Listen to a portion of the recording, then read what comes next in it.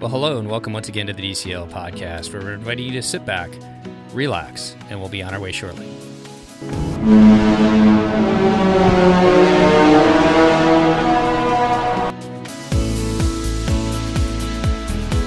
Well, welcome back to the DCL podcast, your podcast to help you cruise a little smarter, and I'd like to welcome back to the show for the second time today. How are you doing today, Christy? I'm still doing well, Steve. How are you? Not too bad. Hey, we're just going to jump into the show because we've got a lot of things to talk about today, don't we? Yes, we do. I'm very excited. And let's just start off with this. Did you know, Christy, that there is another social media channel out there besides Facebook? You know, us past whatever age it is we are that are just stuck on Facebook, that there's actually another. I've been telling you this for years, remember? Remember how I was like, stop focusing on Facebook, go to Instagram, remember? Yeah, and Nova's trying to get me into TikTok, and I'm not sure I'm quite there yet. But I'm not. I can't with the TikTok. No, but we've got two amazing guests today, and I am going to let you introduce them. I have been following these gals since their handle had a different name and watching them do Run Disney, Disney Cruise Line, Walt Disney World. They're just the sweetest ladies. And so I would like to welcome to the show Kalyn and Caela of Must Have Magic. Hi, guys. How's it going? Hello. We are so excited to be here. Not too bad. We're excited to have you guys on too. Like I said, I'm new to the Instagram game and I've been playing around and looking at all the different posts. So it took me a while because you guys have so many posts up there to catch up on everything that you guys have been doing. But you guys have been doing a lot of different things in the Disney community. It feels like we just started yesterday, but I think it's been 3 years, Caela. 4 years. Oh my goodness. 4 years since we started that page. Yeah. That entire page grew in 4 years. In 4 years. Yeah. It actually grew the fastest in the first 2 years. Yeah. 4 years. Your previous handle's name was Target. Does Disney. Okay. That's what I thought. Yeah. But then I was like, I want to make sure I don't do it. But I do like the Must Have Magic. I love it. With a little extra K at the end. We realized that we encompass so many things that changing our Instagram handle was a very thought out decision for us because we like where we started and that, is where we began and a reason a lot of people did follow us. And then we realized people would continue to follow us no matter what our name was. And we wanted something that more, like I said, encompassed who we are and what we like to share. So let's just jump back to the beginning. One of the things that a lot of people ask us when they find our podcast and if they make it past show one, Christy, is how did we end up meeting each other and become compatriots, or I guess what's the word I'm looking for, Christy? I would hope that friends at this point is a word you would use to describe me, Steve. Like compatriot. I don't even know where that came from. Anyway, okay. Friends at this time, people like to know how we found each other and started our show. So I'm going to ask that of you two. How did you guys find each other and start your Instagram channel? About 10 years ago now, we both applied for the Disney College program. We both did not get in the first time we did it. So if anyone listening is, applying for the Disney College program, don't give up. We ended up both getting in, and I think we found each other on Facebook. There was a Facebook group of all potential, participants. And we met and 4 other girls, and we were roommates. And Kalyn and I actually shared a room together. And kind of the rest is history. If you want to talk a little bit about my husband says differently, but my husband and I introduced Kalyn and her husband actually, because our husbands are also best friends. So I'll let you talk about that a little bit, Kalyn. It's really funny. One time she was like, hey, do you want to come to New York for the weekend? And I was like, because that's where she's from. And I was like, sure, I'll come. And I go and I meet this guy, and I had no idea that they were trying to set us up. Then after that weekend, the rest is history with there too. And we all became the 4 best friends because our husbands were always friends first. And then Caela came in, and then they brought me in, and now we're the 4 best friends. It was really nice because so our husbands were both in the military. They actually met at West Point. And so having kind of very similar parallel lives, we both lived in North Carolina at the same time and kind of got to experience that new military spouse life together. So we had a lot of those similarities, parallels in our life, but we could always kind of go back to Disney and our love for that. And our husbands don't love Disney as much as we do. So we would always go back and travel together. If our husbands were on training trips or deployments or whatever, we would have that, I could call her up and be like, hey, Carl's going to be away next week. Let's go down to Disney. And then it was from there. Not coping. It's not coping mechanism, but it was a good thing to always keep our minds busy and something just to do with each other to not get through the military life, but it just makes it a little easier when you have a great friend going through the same thing that you do.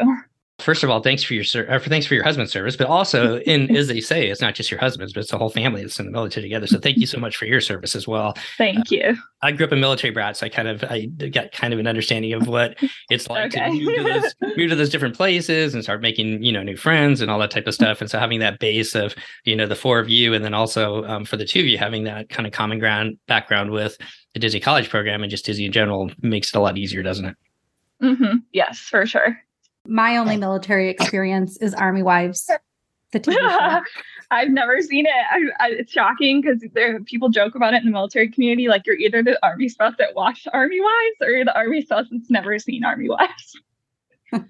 Maybe that means you're doing it right. Both are great ways. So I know somebody's going to give me a hard time if we don't ask you this, but what did you guys do? We'll start with you, Kalyn. What did you do in the college program? What did you get to do with Disney? I worked in children's activities at the All-Stars, which shockingly, I was sad to receive. So I don't know how they do it now because things have changed so much in the college program. But back then, they gave you a role and where you're working on your first day. And I was so sad. I did not want to do children's activities. I don't know what I pictured myself doing. It ended up being, it's funny now because it ended up being one of the best jobs that you can have, especially being at the All-Stars where there's so many kids and you're so engaged in everything. You're never bored. You always have a kid wanting to play a game or want to interact with you. Not that there's anything wrong with the other moderate or deluxe resorts, but the All-Star is constantly filled with so many young people. And it ended up being one of the best jobs that I feel like you can have there. It was so much fun. I equate that job to where I am now and the job that I currently have, and being on the microphone there just trained me even more for the job I currently have now and really brought me out of my shell, made me more of an extrovert. I could totally see that where, you're having to deal with so many different people every day like that. And just how, there's no way to be in a shell like that. Right. Exactly. Yeah. And we are going to hear Kalyn's adorable little daughter in the background, and that's just going to be fine for this episode. So don't worry if you hear her. We're not going to edit her out. Little Haley is just going to be there living her best little life. She is. She's woke up from her nap and said, I'm ready to have fun on the podcast. So. And how about you, Caela? What did you do for the college program? So I was actually a character attendant. I worked in Epcot. Epcot was my park that I was assigned. So I worked at the old character spot that they've since demolished. I worked a lot with Aladdin and Jasmine when they were both over in Morocco, Sleeping Beauty every once in a while. And I think I only picked up 1 or 2 shifts at Magic Kingdom, but otherwise I was strictly pretty much Epcot based. Do you have a favorite country in Epcot? Oh my gosh, that's a tough question. Kalyn and I love Mexico for reasons that, AKA tequila shots. Margaritas. Margaritas. But yeah, working, I loved Character Spot because I got to work with, that was really the only time that I got to work with other cast members pretty much, other character attendant cast members. Otherwise, it was pretty much just you and the characters. So that was nice to see my fellow character attendants at Character Spot. But I really loved working with Aladdin and Jasmine in Morocco. That was my favorite work location when I was on my college program. Maybe because they are talking characters, they could engage more and with you and with the guest versus having to use their body language to communicate. So that could be. Maybe it's just because I'm really not good at improvising, but kind of translating for the characters was a little bit difficult.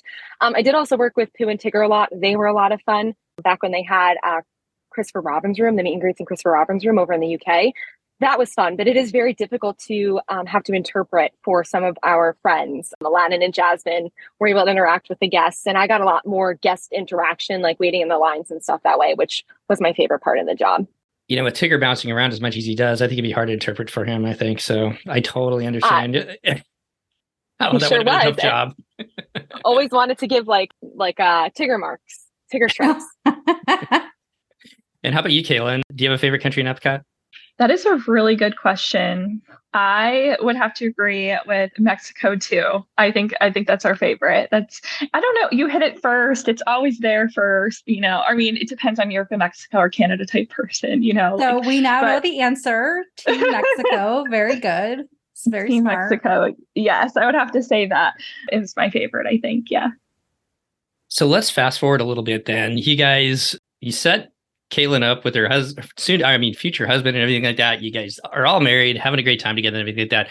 When does the idea come to start an Instagram channel to pass on this love of Disney that you have to other people? So we actually had another page first. I'm not going to tell you the name because it's not used anymore, but we had another page first where we would share some of our adventures. One day, I remember exactly where I was standing. I was at the dog park at our apartment complex, and I get a text message from Kalyn, and she was like, what if we made an Instagram that combined Target and Disney? Because, this was before even they had shut down all the Disney stores and started putting the Disney store inside Target, whole thing. So she texted me and said, they sell a lot of Disney stuff, and we really we love Disney and we love Target. And I was like, that's a great idea. So Kalyn actually came up with the idea of it. And then we were bouncing around names. And I think I came up with Target Does Disney. We just rolled with it from there. If you scroll all the way down in our Instagram, it's really strictly pretty much merchandise at first. That was before we started taking a lot of trips together. But yeah, we shared a ton of merchandise. That was pretty much the focus of our page at the beginning. I'm curious about one thing, and you can not answer this if you don't want, but have you guys made an LLC for yourselves, or how do you handle the commissions and joint taxes of both your households? How have you figured out to make that work? Because now you are monetized and in some various ways. So how did that transition work? That's a really good question. We honestly were in LLC for the first couple of years because the commission platform we use took a lot to learn, and we didn't have really anyone to ask, and we weren't really sure how to use it. And we didn't really need an LLC at that point because you get paid out through PayPal. It wasn't until we got an LLC that when we changed our name to Must Have Magic, because we ended up starting a blog. We had that professionally set up that needed legalities at the bottom of it and included on the blog. So that's when we decided to actually become an LLC and just to protect our finances then. In the first couple of years, you're not really making a lot of money. And I mean, now we're not making a ton of money because it is our side gig. We both have full-time jobs. If we put in as much effort we put into our full-time jobs, it could be a big monetizing thing. But honestly, the LLC came about when we changed our name and just wanted to have the extra protection there through PayPal and stuff like that. We also really are best friends. We trust each other with everything. We have a really, really great relationship. So the money, we also kind of, know that while our page is so fun and really from the beginning, it's been something that we've been able to share together. And that's why I know that Kalyn could speak the same, but I'm going to speak for myself. I enjoy it so much, but we've had a really great relationship in that it's never about the money. We do it because we genuinely enjoy it. We do it together. I agree. Yeah. But it is nice to be able to sometimes take the funds that we make from it and pay for portions of our trips. And that's really what any commission links or anything fund. They fund some of our fun and doing stuff together. So. And your cute matching t-shirts. Yes. Always in the matching t-shirts. Yes. Did you notice that, Steve? They're very into matching t-shirts. It is adorable. There had to have been a lot of discussion before you guys took off to Europe so that you had your wardrobes matched throughout this. You guys just went in as well. So it's actually really funny. I don't think anyone would ever believe us that we actually are so much the same, that we show up in the same thing almost all of the time. We make sure sometimes it's on the same day, but usually we don't even try. Me and Caela will show up to dinner and we're like, oh, it's nice to match. And people won't believe it. Well, we own the same wardrobe too. So even just general stuff, not even Disney stuff, we'll all go out for dinner and we'll be wearing the same jumpsuit or the same dress in different colors. It happens very often. We're very, very, like she said, we're so similar in a lot of ways. And our wardrobe is one of those. But our husbands are always like, you guys are really, really very embarrassing.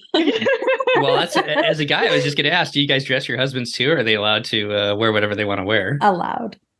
That's where we differ. Caela is very good. My husband would not let me touch his clothes. So I packed all of my husband's clothes for our cruise in Europe, down to his underwear and his socks. He would go with the clothes on his back and be fine the entire trip if I didn't plan it all out. So.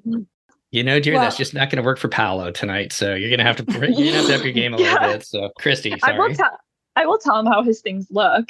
But as far as packing, he's like, I'm going to choose what I pack, Kalyn. I was like, okay. Like, I think my husband lost the ability to pack for himself once we had our baby. And I had to like figure out the suitcase allocation because we were flying in and we had, our 2 bags. And so I just got to the point where I said, I'm packing everybody. If there's something you really need to make or want to make it on the trip, put it on the bed. I will make it in, but no, because I needed to do like Jenga things to get it to fit. A smart way to do it. Yeah. Right. And to fold properly. And my husband cannot fold something to save his life. So So I just took over. And then there was the one time where I forgot his pants. So I think it was on that cruise that we were both on, Caela, last year on the Wish. And he borrowed pants from the Disney Wish. He was basically wearing like dining room attendant pants, and they will like deliver you clean pants and you just give them back at the end before the end of the cruise. I didn't even know that was a thing. Yeah. So fun fact for people that need to borrow pants. I brought one pair I had like in a suitcase, but I was like, they don't really fit. So I went out the morning that we left while he was at work, and I picked up 2 other pants, and we were all driving to the airport together. We picked my husband up from work, and I was like, try these pants on, like in the car on our way to the airport to decide which ones we were going to put in the bag. So I get it. That's fantastic. Well, with that, I'm not even sure how to segue with that one, but We'll just segue now from pants to Disney Cruise Line. Since we're talking about Disney Cruise Line and the Disney Wish, let's talk a little bit about Disney Cruise Line. I'm kind of curious. I've never asked a question this way, but how does Disney Cruise Line, and we'll start with you, Caela, how does Disney Cruise Line fit into your guys' families? I mean, there's the parks and everybody goes to the parks. And what does Disney Cruise Line mean for you guys? Is it a relief from the parks? Is it an extension to the parks? What's your thoughts? We never really had cruised until 2018. My husband and I went on our first Disney cruise. It was a double-dipped Castaway Cay for, I want to say it was like our honeymoon. He disagrees, but I say it was our honeymoon. And it was a 5-night on the Dream. I didn't realize how much I had loved cruising until then. I had only been on 2 cruises when I was young. I think they were princess cruises. I was iffy to cruising. I get really car sick, really seasick. So I didn't know how I was going to like it, but everyone had always been talking about Disney Cruise Line. So we tried it and I loved it. The next year, Kalyn and I took a 3-night cruise on the Disney Dream. Over my husband's birthday without over her husband's birthday without him. And that cruise sealed the deal on cruising for both of us. My husband, like I said, is not a huge Disney fan, so he wasn't super into it. But when the both of us went and we got to go to the rainforest room, we met the most amazing people on our 3-night cruise that Kalyn and I went on in 2019. That's still probably one of my favorite vacations she and I have ever taken in my life. We had such a fun time. I totally agree. Yeah. And from there, that became kind of like, wow, this is so different from the parks. The parks, I'm very type A. Kalyn will probably agree with that. Where I have like, you type A? No.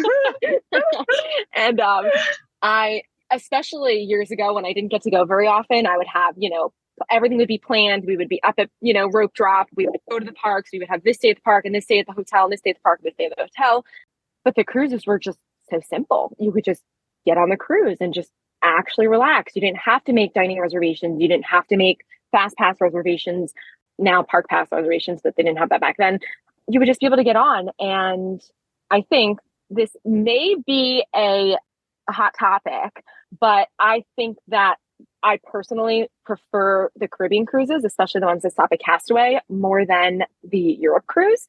Just because also with Castaway, you don't need an itinerary, you don't need excursions, you could just get off and enjoy the whole day. And so I think that's the biggest draw for me for Disney cruises versus the Disney parks. We've been doing the Disney parks I went when I was a kid, I went in high school for cheerleading competitions, then I did the college program, and then Kalyn and I have gone so much. So the cruises were such a different experience, one that I never thought that I would like or enjoy, that I ended up loving, and just how different they are than the parks, I think, is the biggest draw to me, if that makes sense. Oh, totally. And how about you, Kalyn? And I suppose it's probably changed a little bit for you now that you have your daughter as well. Yeah. So actually, funny enough, I haven't taken her on a Disney cruise yet. We bought her a passport we got her a passport. She was actually scheduled to go on the cruise with us. She had a her, even when we got to our stateroom, she actually had her key to the world in the door with us. That's how late we canceled her on the cruise. So I'm really excited to take her. Being a military family, she doesn't get to see family a lot. So when they offered to watch her while we were gone, because they just don't get that time, we were like, of course, like we would love for you guys to watch her. Let's do it. And I bought the insurance on the cruise, so we were able to recoup most of the cost on it. I am honestly so excited to take her on a Disney cruise because, like Caela said, it's just so different. I feel like I agree with her in the aspect of the Caribbean cruises. I think I favor them. They're more relaxing. It's truly a vacation. When you go on a European cruise, it is go, go, go. It's not truly a vacation unless you're sitting on the top deck at the pool with a drink in your hand, which if you go on a European cruise, it's not really what you're paying for. You're going to see the sights and walk around. You're getting your 10,000 steps a day. If you truly want a Disney vacation cruise, you want to go to the Caribbean or the Bahamas just to like let go of your worries and have like less thinking about all of the excursions that you could do. I know Castaway you can do, bike riding, snorkeling and stuff like that, but way less thought goes, I feel, into it than you do on a European cruise. I totally agree. Steve is definitely Team Europe. I think he sees the value in a more convenient cruise on occasion to unwind, but totally get that. Yeah. And I love Alaska. I love Europe. But like you said, those are such busy cruises that it also is nice. And this is why my family continues to gravitate. And we have for the 10 years my son's been alive to born 10 years. I'm going to make that sentence, which is why for the past 10 years, we've been taking him on Bahamian or Caribbean cruises because they're easy. And it is really nice to plop down on a beach. Yes. Your kid can play with a sand bucket all day and you can do whatever you want. I will say that being very type A, we did get to see so many different countries and so many different ports, something that if I was planning a trip to go to Europe, I wouldn't have been able to see all of those places in one trip. It is nice to have, I read a million reviews and I'm constantly looking at, should I stay here versus here? And what's the better deal? And what's the better, and so it's nice to have one place that you always go back to at night. And then they overnight bring you to your next place and then you get to explore it and then come back. So that was a huge draw for me to doing like a Disney cruise or a European Disney cruise, just wanting to see a lot of different places, but not wanting to have to really plan to see all of those places. It was also kind of nice because the ports that we went to, they weren't necessarily, or all of them weren't necessarily places that I would pick to just on a map and just go to. So it was nice to be able to go on the cruise, see it for a day. And then like Lisbon, we loved Lisbon. And so that would be a place that we saw it for the day. But my husband and I now would want to go back and do maybe like 4 days there or a longer trip. But somewhere maybe like Cadiz was not our favorite port, but that's somewhere that I was like, I'm really glad that I was able to experience this. And I know that it's not necessarily somewhere that I want to come back for a longer trip. So it gives you those little tastes so you can kind of see maybe where in the future you would want to go back to visit. So I like that. Especially if you've never been to Europe, I think it's a great way to see Europe. Or if you want to, not just Europe, anywhere. If you just want to go and travel and see multiple cities and you've never been, I think it is a great way of traveling. Well, you guys answered my second question when we got to the cruise part, which is what's your thoughts on cruising in Europe? So good job there. I'll tell you a dirty little secret. Our first three cruises were to Europe, 2 cruises to Europe, 1 to Alaska. And in my mind, still one of our favorite cruises was our 4th one we took, which was out of Miami, a 5-night on the Magic, which was just down to Grand Cayman, Castaway. And in all honesty, as you guys have said, it was so relaxing and nice. And we weren't go that is still one of our favorite cruises when we look back on it. So to your point, I love those cruises as well. Well, before we talk about some of the ports that you guys stopped at, you talked about maybe Cadiz was your favorite. And that's something that we really enjoy about Europe as well, is being able to maybe spend some time in the countries before the cruise, wherever that is. And then, jump on the cruise and be able to hit a bunch of different places so we can kind of look at some things and see where we would want to go back to. And to your point, it's nice to have, especially when your kids are little, or if you don't even if you don't have kids, it's nice to have a place to come back to and they move you to the port the next day. You guys kind of talked about cruising in Europe, but why did you pick this one? Why did you guys decide to pick this cruise? Scheduling. Yeah. Kalyn's husband is still in the military, so he has very, very specific times off. So this cruise fell during that time. Okay, so scheduling kind of sets you guys up for this cruise, but I think this is a really cool cruise too, because you start off in Barcelona and then you end up in Southampton. So you have a possibility of going to London or spending some time in England. Did you guys spend some time ahead of time in Spain and afterwards in England at all by any chance? So similarly to the scheduling, why we were able to take the cruise, scheduling kind of kept us from being able to tack on a ton of time at the front end or a ton of time at the back end. We actually landed Sunday, technically Monday morning at 1 a.m. and both of our husbands had to be at work at like 7:30 on that Monday. Yeah, so it was a little bit tight. So we spent one night in Barcelona because then we had to leave 2 days early. So we had one night in Barcelona. So we got to explore that a little bit. Kalyn has traveled to a lot of places. So she's seen a lot of places. And we were just happy to be able to stop at all of those different ports. And then we had that last full day in Southampton. We ended up going into London, had basically a full day there, and then left afternoon the next day. So we didn't have a ton of time, but enough to be able to, again, like see, like we definitely want to go back to London. Barcelona, I think we saw pretty much all that we really wanted to see in Barcelona, but Yeah, I know some people have 24 have tacked hours. Yeah. And people tacked on Adventures by Disney. They have like, I guess like a 3-day escape is what they call it, I think, in Barcelona before the cruise. So I thought that I saw people in our cruise Facebook group talking about that, which if anyone listening is not part of their cruise Facebook group, highly recommend you to join it. Yeah. So a couple people did that, which I thought would be really cool. We just didn't have the time, to be honest. Did you have a favorite thing that you guys got to do in Barcelona, Kayla? This is going to sound really funny, but I was like, I just want some sangria in Barcelona. Every single time I was like, I can't wait to try all the different sangrias. And I was so excited to just do like a sangria hopping, which sounds like that's your highlight, Kalyn? Really? No. But I had never had freedom when we used to get rid of our kid. That's a horrible way to say it. But when we were able to travel without our son, the first thing we'd get in the car, the first words out of our mouth are always freedom.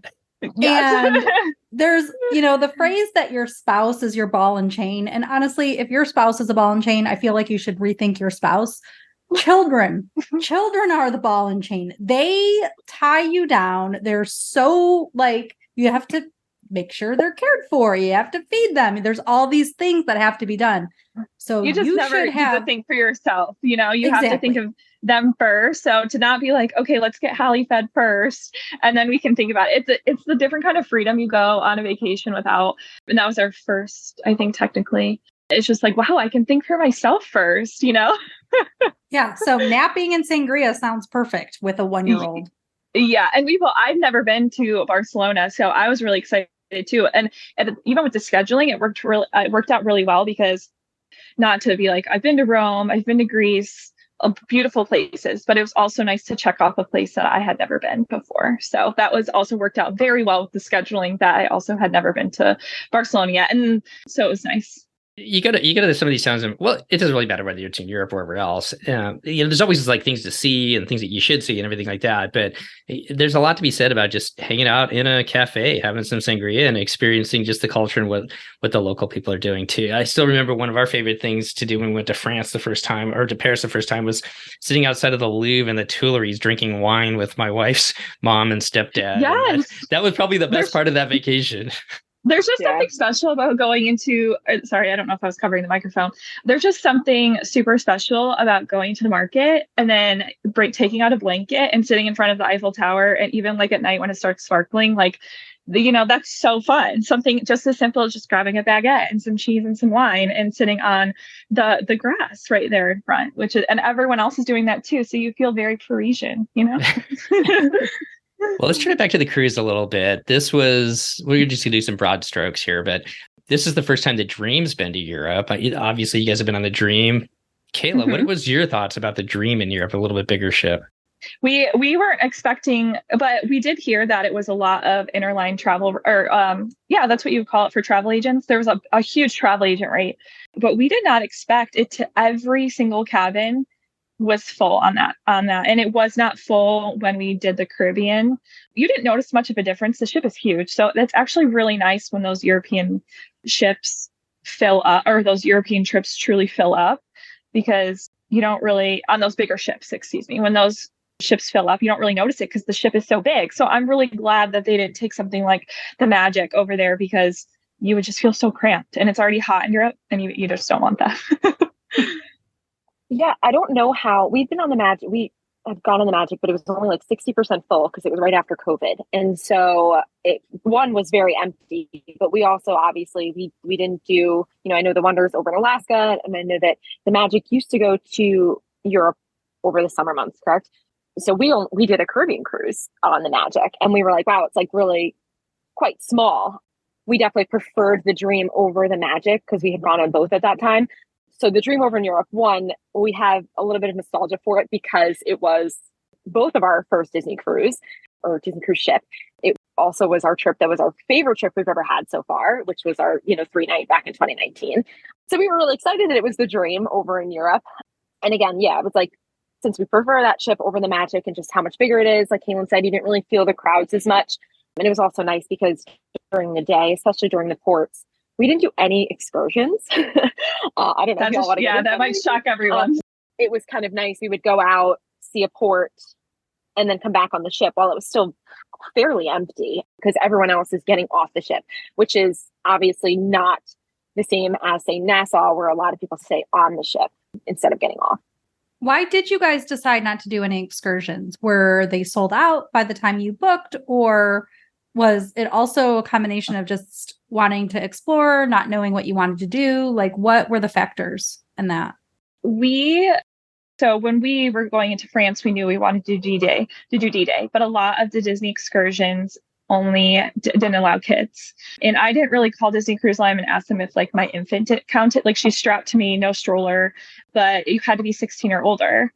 And I think there was one excursion. I think there was maybe one that was allowed kids, but it was full. We booked last minute, and we were taking Hallie along. So none of the ones that we wanted to do, or the ones that we wanted to do, were adults only. So that's when we decided to rent a car and do our own excursion in France. But we did do the D-Day thing, just not with Disney. And then Cadiz is smaller. We knew we just wanted to walk around and get something to eat and explore the town there and just really just do like a walking tour. So that was kind of our excursion. In Vigo, we also wanted to do the same. We wanted to immerse ourselves in walking around the town. We didn't want to really stick our husbands to a huge plan. They also were like, okay, we're out of work. Like, we just kind of want to relax at the same time and take it very easy. So we also really wanted to take into account how they felt. So we kind of played on that. Yeah, I think that we did book it pretty late compared to when people typically do cruises. So a lot of them were full. As a planner, I honestly was a little bit overwhelmed by the choices. And I kind of, because like Kalyn said, our husbands wanted to do a little bit more of a low-key trip because Kalyn has traveled so extensively and kind of can look into something really quick and be like, let's go here. This looks like a good restaurant. This looks like a good place to go. I was okay with not having to research every single excursion out there. We knew we really wanted to see parts of Lisbon. We ended up actually renting a tuk-tuk and with just someone right off the road or right off the ship in like the port area. And he was great. Took us all these great spots. So we like loved that. I do. Yeah, he was wonderful. And then like Kalyn said, when we were in Le Havre, our husbands really wanted to, being in the military, really wanted to see the D-Day beaches. So we went over to the memorial over there. We went to the Airborne Museum, and all of that was really, really nice. So that actually worked out. Getting a rental car was so easy. And then we just drove ourselves over to the beaches. And honestly, it was nice. We got to do it at our own pace. We're also very much like, don't like to be stuck to someone else's schedule. So that was like a good part of not doing the excursions. Mm-hmm. Yeah. Well, you hit on a really good point there, especially if you want to do a little bit more relaxed. A lot of those, unfortunately, sometimes a lot of those excursions where you go see this, go see that, you end up with 40 other people or on a bus and you're kind of on their timeline and you really don't have that, hey, let's just go over here and check this out. So I have a question for you then, Kalyn. How do you research, like going into like Cadiz or Vigo? How do you find a restaurant like that? What do you use? Instagram? Oh, Instagram is so great. I find, unrelated to cruise stuff, even living in all of the towns that I've lived in, when you search location on Instagram or hashtags, you can find some really great places. I know in the search bar, there is a location tab, and I find a lot of the stuff there. even it's crazy how social media has come about, because even like TikTok and Instagram reels, people are putting 5 places to visit a 5 place to go to when you visit Cadiz, Spain. And you would just get stuck on them. Like, it's crazy how it just knows that you're looking for them. One day, Caela had sent me a video of 3 restaurants to visit in Cadiz. Even if you put in the search bar Cadiz, Spain, a video will pop up, and someone had created a video of places that you should visit. So it's very easy to come about that now on social media with all the videos that everybody is creating. It's crazy. Like, years ago, you didn't have that. When I started traveling 10 years ago, you didn't have all this social media at your fingertips, and people are just writing so many reviews and talking about where they go. Definitely social media. And then I'm also a big fan of reviews. So if you go on just like Google reviews, I love seeing reviews. So I also love the idea that you guys just got off and rented a tuk-tuk or a taxi in Lisbon, Christy. That works out for a lot of people, doesn't it? It worked out for you guys in Greece as far as being a great way to, see a city or a town where you're at and kind of get a local to show it to you. Yeah, absolutely. Just make sure you negotiate the fare for what you want. Yeah, we definitely did that. We said, no, we're just going to walk. Thank you. And then he was like, well, let me think, what if we do this? And we were like, well, we kind of want to create our own itinerary. And they were very much, knew what they were doing. So they knew the itineraries they had in place, what were the best routes. And we were like, well, we want to do this one, and this one, and this one. Can you do it? And if not, we're just going to walk. We were very certain about what we wanted to do. And I feel like planning is super beneficial in many instances when you're traveling, but also winging it can also have some really great benefits. I want to throw this one back to you, Caela. Going to visit the beaches, the D-Day beaches and everything like that, what would you say your husband's favorite parts were? But either one of you can answer it, I guess, because that is a place that we actually went with my wife's stepdad. He was in the Marines in Vietnam, and I'm a big World War II history buff, so we went and visited a long time ago. But there's a lot of different things that you can see there. What were your favorites or your husband's favorite places for somebody that was thinking about going to visit those beaches? So we really loved, obviously, the cemetery and the memorial over at Omaha Beach. It's just so beautiful, obviously extremely somber, but just everyone is so respectful of kind of like significance of the whole area. So I think our husbands, it was kind of like a little surreal almost to like be there. They both were part of the 82nd Airborne. So the units that they were a part of specifically, like down to their battalion, were the battalions that had jumped in to St. Mary Glace, which is where the Airborne Museum is at, which is about, I would say, maybe 40 minutes from the Omaha Beach Memorial. So they really enjoyed the Airborne Museum, the history behind that as well. And then kind of feeling that connection, I guess, for them specifically. But anyone who, has any relationship to the military or does, is a history buff, it was just a very surreal experience, I guess, to be standing on the beaches and kind of know the significance of it. Then we went, like I said, we went over to the St. Mary Glace, and that is where the paratroopers had jumped in. That's where they have the Airborne Museum.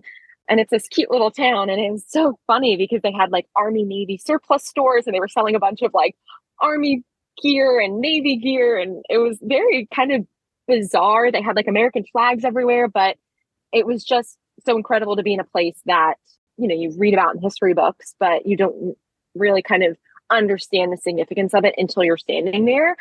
I think that for them was like the biggest takeaway was just the connection to it and being there in person after they had heard, so many stories and stuff about it. I agree with everything that Caela said. My husband has now part of 2 units that have jumped into Normandy. So it was very surreal for him to experience it. Well, thank you so much for answering that, because I know that there's a lot of people that are interested in that aspect of history, and that's a great place to be able to go and visit those places. So, kind of thinking back on this cruise, is there anything that we haven't touched on before we touch on a couple more topics? Was there anything that you guys wanted to touch on with this cruise, or just cruising in Europe in general?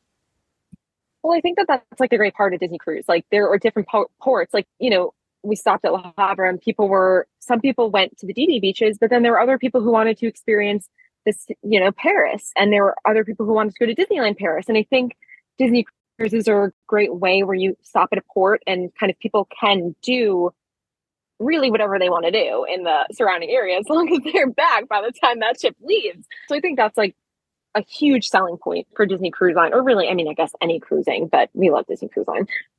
because someone may want to go and spend the day at the D-Day beaches, and someone may want to go and sit in front of the Eiffel Tower on a blanket and eat a baguette, and that opportunity to do either of those things. I just feel like it's a great vacation if you love the Disney magic, but also want to travel and see a new place and experience a new place and see a lot of history, but also experience that Disney magic. It's the perfect vacation for you. As two couples, basically, that were on this cruise together, what did you guys do? You had a lot of time on the ship. What were some of the activities that you did to pass the time while you were on the ship? We love bingo. Okay. We did a lot of bingo. We won. Kayla's husband won one. So that, when he wants, it's better than none. So, and we also, Kayla and I saw Elemental. We saw Elemental. We also took naps. And if you're a parent, you also know how much a nap, you can just be like, bye, I'm going to go nap. We laid by the pool. We like to read. So we brought our Kindles and read a lot. So it was also nice to come back to the ship and just relax too. Did you guys do the spa? We did do trivia a lot. We did, yes. We did do the spa. We actually got rainforest passes for the entire week. Just me and Kayla. Why the guys just wanted to just drink a beer at the pub or continue napping. They both love to sleep. We used the rainforest pass all week, which was also really nice and super beneficial if you guys just want to, I think what they say, a maximum of 15 people in there at a time, which is really nice. Kayla, am I wrong? 17? No. I don't remember exactly how many they said, but it was definitely less than 20. Yes, sure. Something like that. Definitely less than the amount of people that are around the adult pool during the sea day. So much quieter place. Yes.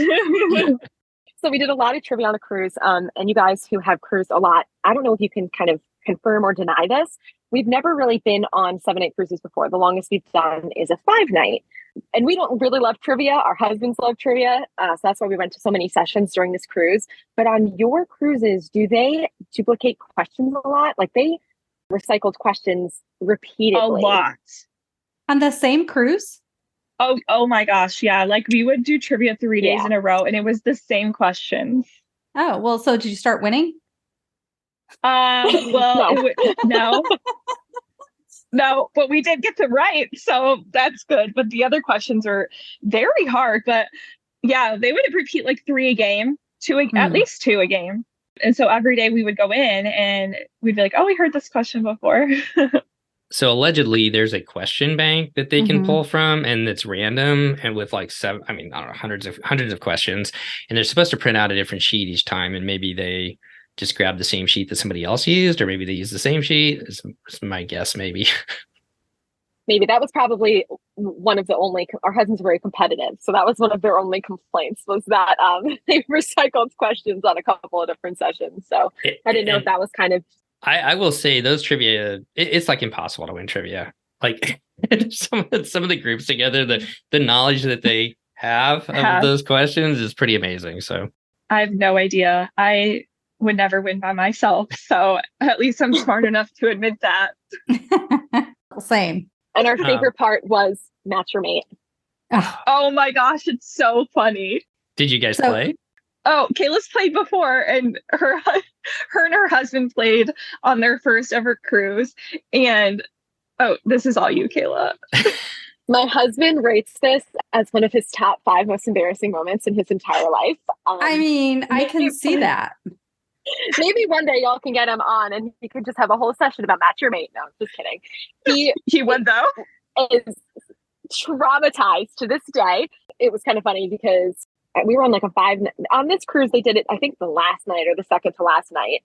Our cruise, they did it like the second night. So everyone recognized him. You guys are rock stars. Cruise. Yeah. And they know all about you guys. Oh, they knew. Yeah. And he was not having it. He was like, Kalyn's husband wanted to play, and Kyle was like, I am telling you right now, do not do it. It was the worst mistake. That is so funny. They unfortunately did not win. Aww. They did not win. Yeah, no, we didn't win either. Well, they know all your secrets and you didn't win. Well, when your husband is not thinking about it. When your husband and his therapist have time, we'll bring them on and talk to them together about it. Really.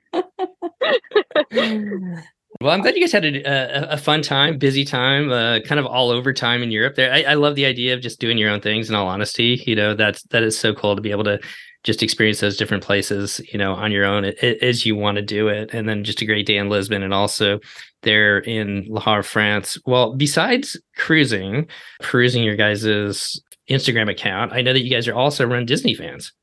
We are.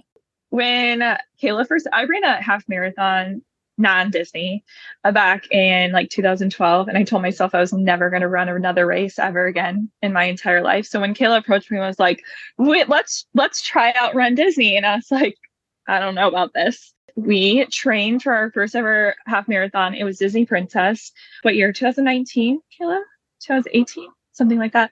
And we trained hard and we finished our half in a great time. And for some crazy reason, we were like, we can do a marathon. I don't know how I even got to that. And so our love for our love for Run Disney started Disney Princess Weekend in 2018 also. We just really hit the ground running with that. Literally and figuratively.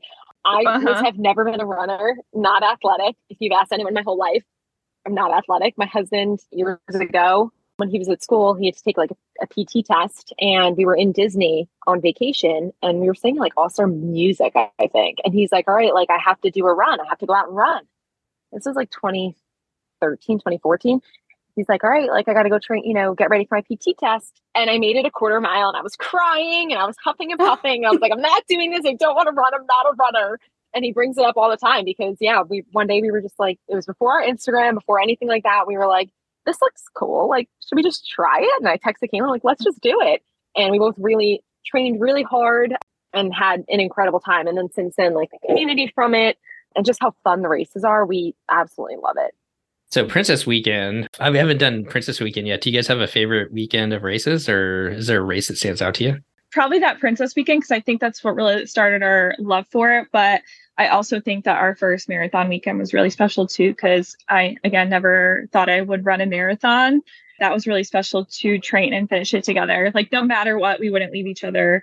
We wanted to finish together, and living in two separate states and not training together, but training together was also really special to finish our first marathon. Are you signed up for any weekends coming up? Yes, we're signed up for Disneyland half in January, and we're actually signed up to do the virtual Christmas in December. Oh, yeah. You'll have to show. I can't wait to see what you guys get in that box. It was kind of tempting. Steve, did you end up buying it? Did you end up doing the Christmas? No, but those medals were really cool looking. Mm-hmm. And they're supposed to be ornaments.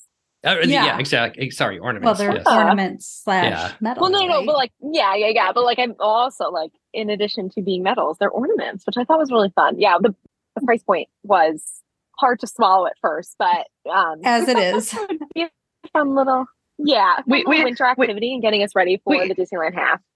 Yeah, we chalked it up to our pre-Disneyland half training. It's amazing how you can talk yourself into justifying, this is going to help us with the half. It has nothing to do with the cute ornaments that I want to put on my tree, right?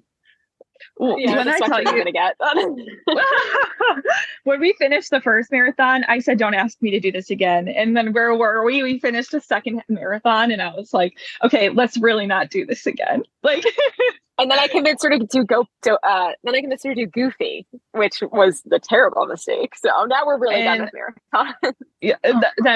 But we're really proud that we did the marathons we did. So was the year you were pregnant, Kalyn, the year you guys did Goofy? No, that was the year before. So we signed up. Yeah. So Goofy, I wasn't pregnant. That was last year. So we finished that. It was this year. Oh, okay. Yeah, this year. And then last year we signed up and I was 18 weeks pregnant and I made it to mile 18 and a half. So that's amazing. And I think I could have still kept going, but I said, I'm going to stop here. I feel comfortable with stopping. Like, it's totally justified. So I just got on the bus, which is a cool experience. I got to talk to the balloon ladies. I got to experience the bus to get to the finish line. I stopped so late, which is kind of, now thinking back, I wanted to catch Caela at the finish line, but because I stopped so late and they were picking up everybody at the end with also cleaning up the race, I almost missed her at the finish line, which is not what I wanted, but I got there in like literally the nick of time and watched her cross the finish line. So emotional for me, but yeah, it was great.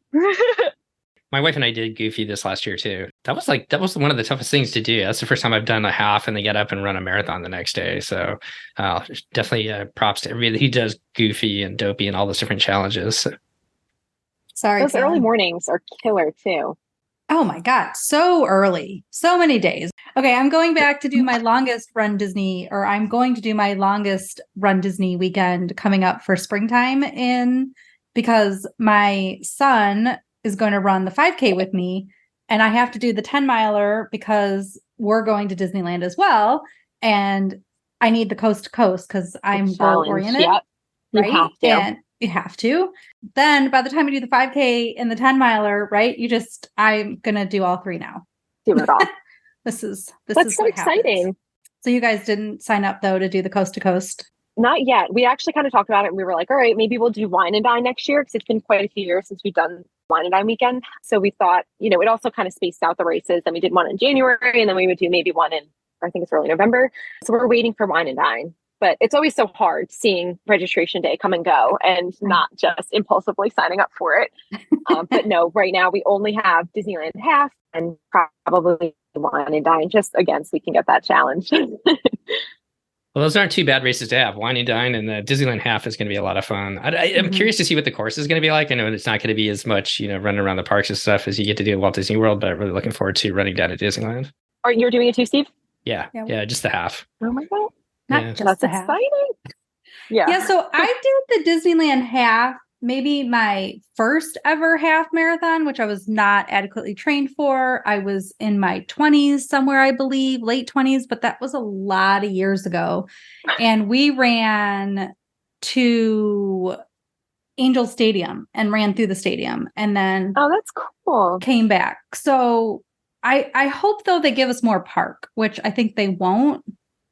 And it's a lot of cities, so we'll see. That's really cool running through this.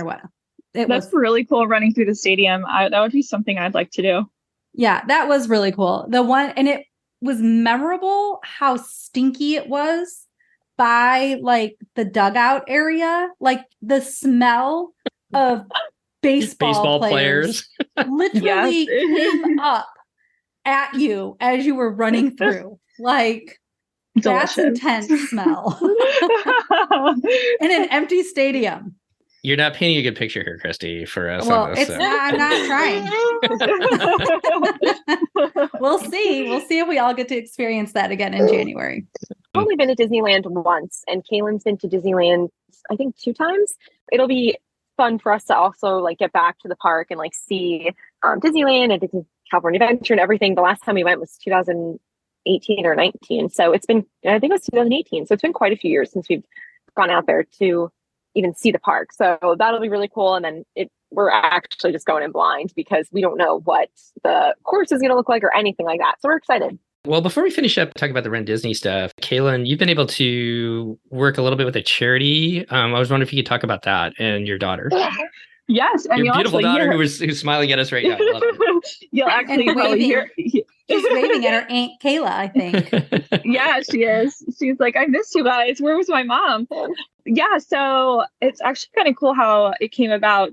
Oh gosh, I get emotional when I talk about this stuff too. So I was 18 weeks pregnant and I stopped running, obviously, met Caela at the finish line, hugged her. The next day we were out having lunch and I actually got the phone call with the possibility of a Down syndrome diagnosis. When time came around for us to sign up for Goofy, which he convinced me to do, we had the idea to raise money for a charity. So that's how it all started. It ended up being so incredibly special. We raised $2,500 towards the National Down Syndrome Society. When you run with a charity, they will give you a bib to run with them, to run in honor of them and raise money and start a fundraiser. We had already bought a bib for Goofy when we decided to raise money for the charity. So what we could do is set up a fundraising page and start doing it that way. So I technically didn't get a bib from NDSS, but we did start a fundraiser with them. What's interesting is when you run with NDSS, they follow up with you, they send you emails, and they kind of keep track of you and you can meet them and all that sort of stuff. But marathon day, now I'm kind of going in a tangent. We were running the marathon and all of a sudden we were running through Magic Kingdom. You might have seen this, Christy, on our Instagram. Someone was holding up an NDSS sign, and my husband and my family were standing right next to them. And it was the CEO of NDSS. And she hugged me and said, "Thank you so much for everything you and Caleb have done for the foundation and for raising money." And that was the first time I ever met anyone with NDSS, was in that moment running down through Magic Kingdom. It was like a crazy moment out of all the places for them to meet. Hallie was standing right there. They all were hugging. Me and Kayla are just like, I'm like in shock. We're at mile, I think, almost 10. After that is when they reached out to me and asked if I wanted to be an ambassador for them and join the Run Disney team and just like share who they are, what they're about, raise awareness for Down syndrome. If you are listening and ever want to run with a charity, please run with NDSS. They're an amazing group of people. If you're ever thinking about running for a charity, email them. They will get back to you so incredibly fast. Before you decide to want to run for a race, they can put you on a wait list or just like send you information through email. They are a great team. But yeah, before that weekend, I honestly didn't expect it to be that. And it's crazy how it turned out, if that all makes sense. Sorry, I know I went off on a tangent there. No, it totally makes sense. I mean, running a marathon they always say it's not just a race, it's a journey. And, adding that experience with NDSS onto that journey as well with your daughter, and there's so much support from them, I could understand how emotional that could be and just make it even that much more special.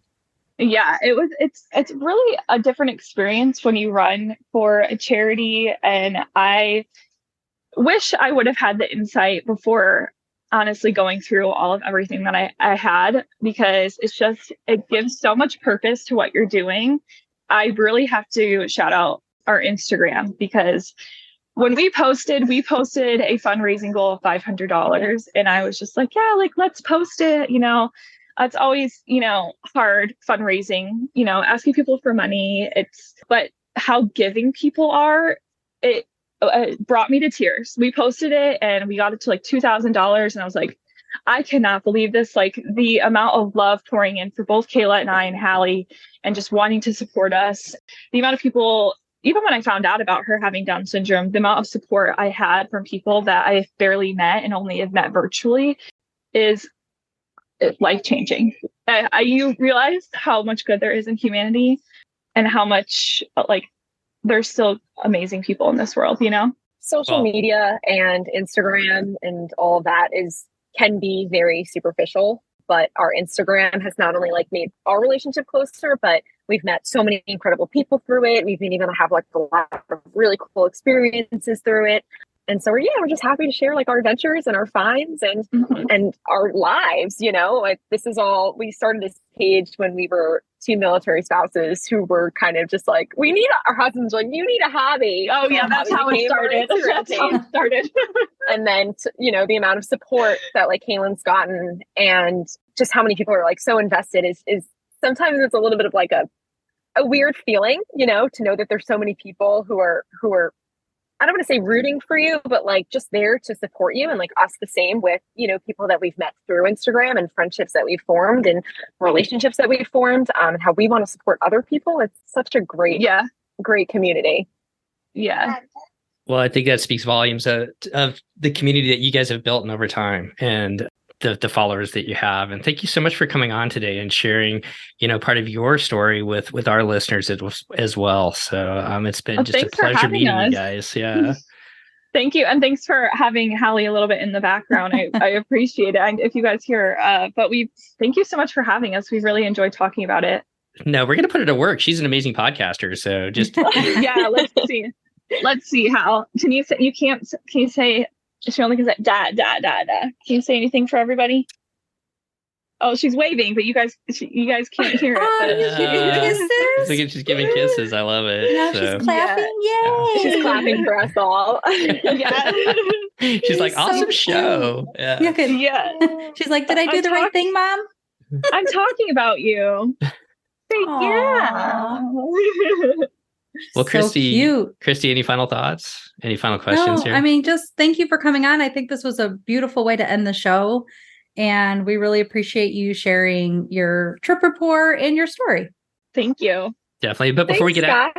before we get out of here, though, if people want to follow you and your channel and your guys' the running that you're going to be doing at a Disneyland, and also check out what comes in that box for the Christmas Run Disney and everything else between now and then, how can they follow you? Yes, so we share all of our favorite Disney apparel finds, and do not blame us. Your husbands cannot blame us for what you buy, because our husbands blame us for what we buy. We're in the same boat. Our adventures, Hallie, that's going to be through our Instagram, Must Have Magic, and magic does have a K at the end. So MAGICK. Kayla and Kalyn. Yeah, exactly. And I'll make sure that I put that in the show notes as well. Once again, you guys, thank you so much. This has been just a fun episode to do. And I want to wish you all the best as the summer ends. We move on to the fall. Just have a great time if you're heading down to the parks for the Halloween season and the very merry time season as well. Yeah, and we can't wait to see you at Disneyland. Definitely. If you see us, or if we see you, please say hi. For sure. Except if we're struggling, just look the other way. No, it'll be just fine. run past us. You can probably run circles around us. Steve will already have run past, but maybe I'll be back there somewhere. We'll just make. You probably will be past me. We'll make a deal to meet at the end, and I'll meet up at the end because we usually do that. We would love that. Yes, please. Well, thank you guys once again for coming on and sharing your guys' story and everything like that. I want to wish you all the best, and we'll look forward to seeing you at Disneyland, and we'll be following along with all of your travels, all of the great buys that I'll be buying, I guess, here soon. That Must Have Magic. So thanks again, you two. I really appreciate it. Bye. Bye, everyone. Bye. Well, that's going to wrap up our show today. Once again, I really want to thank Caela and Kalyn for coming on and sharing their experience on not only with Run Disney, but also on their cruise this past summer over in Europe. They're just two amazing women who have a great Instagram channel. Once again, if you want to go over to instagram.com/musthavemagic, that's MustHaveMagic, and I'll leave the link in the show notes for them as well. Two amazing women. Just go over there and follow all along with all their adventures. As always, I'd like to give a huge shout out to our Patreon supporters who help bring this show to you each and every week ad-free. If you'd like to find out how you can support this show, you go to patreon.com/DCL podcast, where you can find out all the information there. Well, we are headed into the fall as summer ends, and Mickey's Not So Scary is going on at Walt Disney World, and the first Halloween on the High Seas is setting sail, I believe today. So people out there on the seas having a great time with all the Halloween theming that DCL presents. And with that said, if you are headed out on a Disney cruise, if you're headed down to the parks, getting ready for a Wine and Dine weekend with Run Disney, or headed out with Adventures by Disney, on behalf of all of us here at the DCL podcast, myself, Steve, Christy, Nova, and Lake, we want to wish you to be well, enjoy time with family and friends, and we'll see you next time on the DCL podcast. Goodbye, everybody. The DCL podcast is not affiliated with the Disney Cruise Line, Walt Disney Company, Adventures by Disney, or Run Disney. All of the opinions expressed on our shows are those of the hosts and the guests who appear on the show. If you have any questions about any of these products, please contact the Walt Disney Company.